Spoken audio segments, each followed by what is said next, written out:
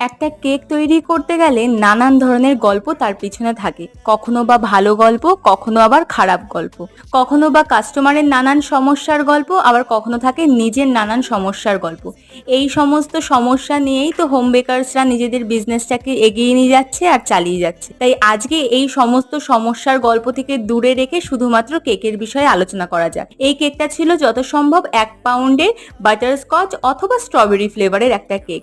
আর থিমটা ছিল আমাদের সবার প্রিয়, যেটা তোমাদের একটু পরেই আমি দেখাচ্ছি। এই কেকটা ছিল একটা ছোট্ট পুচকু বাচ্চা, যার কিনা সবে মাত্র 1 বছর পূরণ হয়েছে। আর তার মা ভীষণভাবে কনফিউজ ছিল যে কি ধরনের কেকের অর্ডার দেবে। অবশেষে সে আমাকে এই থিমটা সাজেস্ট করে, মোটু পাতলু থিমের কেক, যেটা কিনা আমাদের সবার প্রিয়। যদি তোমাদের আমার এই কেকের ভিডিওটা ভালো লেগে থাকে তাহলে চ্যানেলটাকে ছেড়ে যাওয়ার আগে অবশ্যই লাইক, শেয়ার, সাবস্ক্রাইব করো।